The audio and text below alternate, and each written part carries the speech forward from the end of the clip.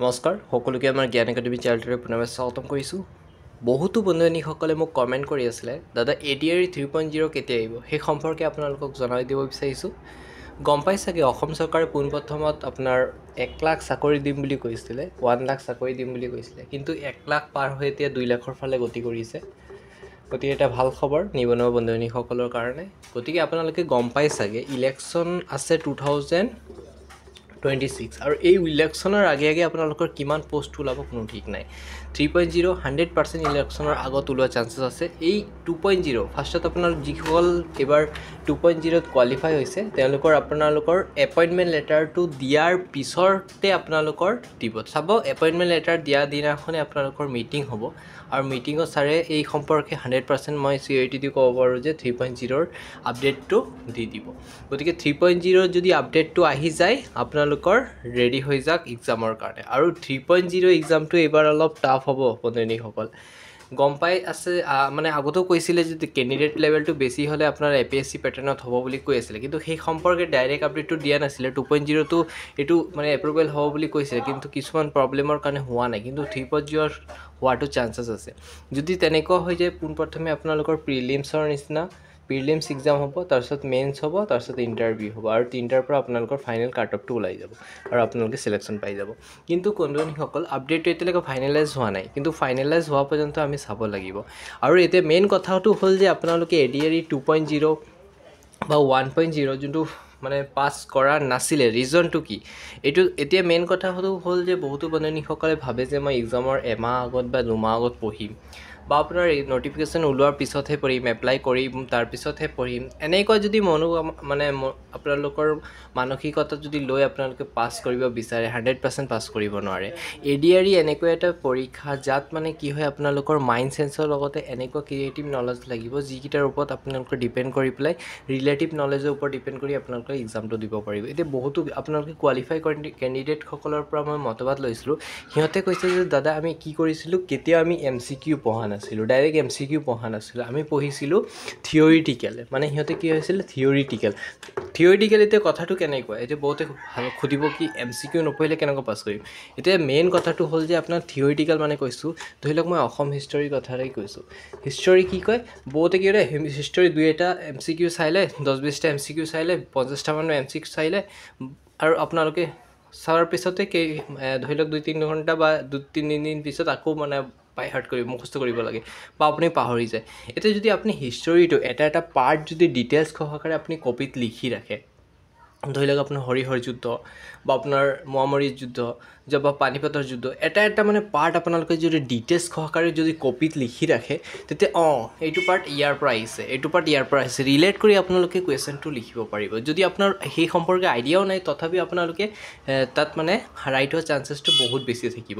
ৰিজনটো কি, এতিয়া ৰিজনটো আপোনালোকে গম পালে, সেইকাৰণে মই বন্ধুসকল আপোনালোকে নোটছ বনোৱা ষ্টাৰ্ট দিয়ক। কাৰণ যদি আপোনালোকে নোটছ বনায় তেতিয়াহে ছাকচেছ হ'ব পাৰিব। পাই চাগে বিভিন্ন কম্পাৰেটিভ এক্সামত আপোনাৰ কেনেকুৱা ধৰণৰ প্ৰশ্ন কৰে কোনো নাজানে। মানে কি হয় কিছুমান ভিতৰুৱা পাৰ্টো দিব পাৰে, প্ৰি হিষ্টৰী বা লেটাৰ অন যিটো হিষ্টৰী আছিলে সেই সম্পৰ্কেও আপোনালোকৰ কিছুমান ডিটেইলছ সহকাৰে সুধি দিয়ে। গতিকে আপোনালোকে যদি এটা পাৰ্ট যদি হিষ্টৰিকেল পাৰ্টবোৰ যিবোৰ মানে থিয়ৰিটিকেলি পাৰ্ট আছে সেইবোৰ ভালকৈ চাব একদম। আৰু ইউটিউবত মই আগৰ ভিডিঅ'টো কৈছিলোঁ 6 ঘণ্টা 7 ঘণ্টাৰ এটা ভিডিঅ' আছে, তাত মানে পূৰা history A to Z cover up আছে। সেই যদি আপোনালোকে মেৰাথন ভিডিঅ'টো চাই আপোনাৰ কাৰণে বহুত বেছি হেল্পফুল হ'ব, ঠিক আছে। দ্বিতীয়তে যদি মই ক'ব বিচাৰোঁ আৰু এটা কথা হ'ল বহুতো কেণ্ডিডেটে মেথছত ভয় কৰে আৰু মেক্সিমাম মাৰ্ক আপোনালোকে ADREক যদি আপোনালোকে আগে পিছে দিছে এক্সাম 1.0 বা 2.0 দিছে, তাত চাব মেথছ অলপ ক্ৰিটিকেলি দিয়ে, কিন্তু অলপ গ্ৰেড 4 লেভেলত অলপ ইজি থাকে, কিন্তু আপোনালোকে যিকোনো ডিগ্ৰী বা হাই ছেকেণ্ডেৰী লেভেলত যদি যায় আপোনালোকে অলপ ট্ৰিকি বা ক্ৰিটিকেলি থাকে।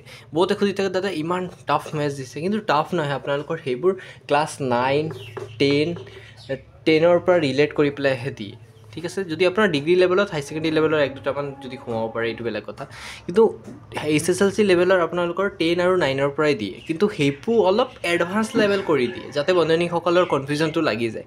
সেইকাৰণে বহুতে ভয় খাই যায়। আপোনালোকে কি কৰিব, ক্লাছ 9-10ৰ মেথছ বুকটো ভালকৈ চিৰিয়াছলি পঢ়ক, এটা টপিক কভাৰ কৰিবলৈ চেষ্টা কৰক। তাত আপোনাৰ পাৰ্চেণ্টেজ আছে, বিভিন্ন ধৰণৰ মেথছ আছে, লজিকেল আছে, তাৰপিছত আপোনালোকৰ যিবোৰ পাইথাগোৰাছ থিয়ৰী আছে, একদম প্ৰপাৰ ৱে চাওকচোন বাৰু, এটা ডিটেইলছ সহকাৰে পাওকচোন বাৰু, আপোনাক কোৱালিফাই হ'বলৈ কোনে ৰখি আছে চাই ল'ব। তেতিয়া ভালকৈ যদি আপোনালোকে বস্তুবোৰ কনফিউজনবোৰ আঁতৰ কৰে 100% ক্লিয়াৰ হ'ব। এতিয়া আপুনি চাওক, 2-এটা মেথছ শিকি ল'লে, মোৰ কনফিউজন মানে আছে, মই এনেকুৱা টাইপৰ মুখস্থ কৰি গৈছে, তেতিয়া কেনেকৈ পাছ কৰিব আপোনালোকক কওকচোন বাৰু। অলপ বুজিবলৈ ট্ৰাই কৰিব, তেতিয়াহে আপোনালোকে ছাকচেছ হ'ব পাৰিব। এতিয়া মই বন্ধুসকলক এটা মানে কুৱেশ্যন কৰিব বিচাৰিছোঁ, আপোনালোকে যদি ভালকৈ প্ৰিপেয়াৰেশ্যন কৰিছে তেতিয়া কিয় কোৱালিফাই কৰিব নোৱাৰিব আপোনালোকে কওকচোন বাৰু। যদি হয়, এইটো কাট অফৰ ওপৰত ডিপেণ্ড কৰে, কিন্তু কাট অফ আপোনালোকে এনেকুৱা পঢ়ক যাতে কাট অফতকৈ বেছি মাৰ্ক আহে আপোনাৰ, ঠিক আছে না। আৰু এটা কথা হ'ল যে জিকে, ঠিক আছে, জিকে দুটা প্ৰকাৰ থাকিব, এটা আছাম জিকে, এটা ইণ্ডিয়ান জিকে।